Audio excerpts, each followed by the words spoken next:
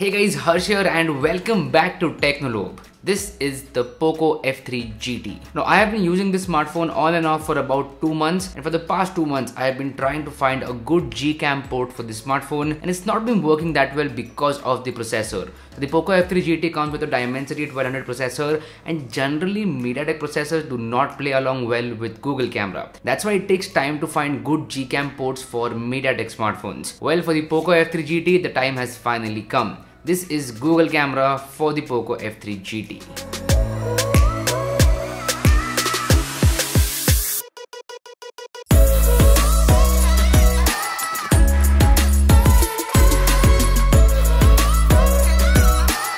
Now with this Gcam port, the main as well as the ultra wide angle camera is working. So that is a very big plus point over here, that both the cameras are working and you can shoot some amazing pictures. Now before we get to the part of how to install Gcam on your Poco F3 GT, first up let's compare the images. We are going to start with daylighting conditions. As you can see, in terms of daylighting conditions, there are some differences from Gcam and stock camera application. Gcam clicks better photos in terms of dynamic range. The highlights and shadows are exposed in a better way. The second difference is in terms of the colors. The greens especially. The greens are more natural in the images from Google camera as compared to the stock camera application. In the stock camera application, the greens are a little bit oversaturated, and please make a note of that.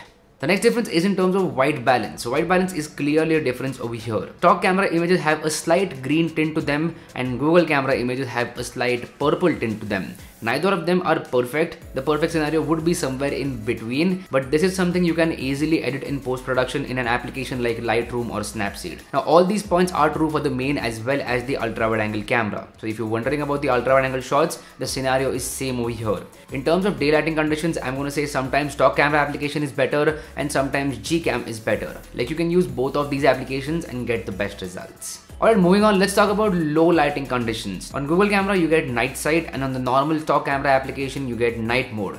Both of them are capable of shooting some really good low light scenarios. I do prefer night sight on Google camera over night mode on the stock camera application.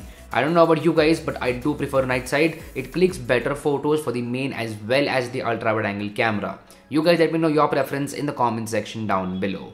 Now this gets me to them selfies. When it comes to the front camera, Google camera is clearly better. The selfies are detailed with better dynamic range, and the skin tones are natural as well. I always like selfies from Google camera, and there's no exception over here. Gcam selfies are very good, and you should definitely use Gcam for the front camera. Alright, so there's one thing that I forgot to talk about, that is astrophotography. You can take astro photos with this Gcam port, and those turn out to be really amazing. Now where I stay, there are not a lot of stars, so I could not capture them, but if you have stars around you, then you can definitely click astro photos using your phone and a tripod, and those photos look amazing. So yeah, please keep that in mind. That is a very big advantage of Google camera. All in all, I'm going to say Gcam is a very good companion to your smartphone. It will definitely not replace your stock camera application. It's just an add-on to make your experience better. Some people confuse that Gcam is just the best out there and it's going to replace the stock camera application. Nothing like that. The stock camera application is actually way more stable than Gcam. So it's just an add-on to your camera experience. Now, if you want to install Gcam on your Poco F3 GT, you just need to download one APK file, install it, and you will be good to go. That's it. Only one file, no configs, no settings whatsoever.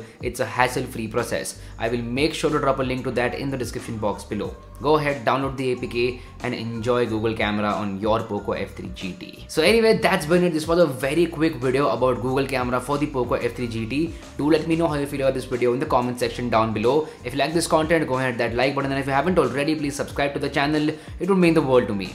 My name is Harsh Punjabi, and I'll see you guys in the next one. Bye bye.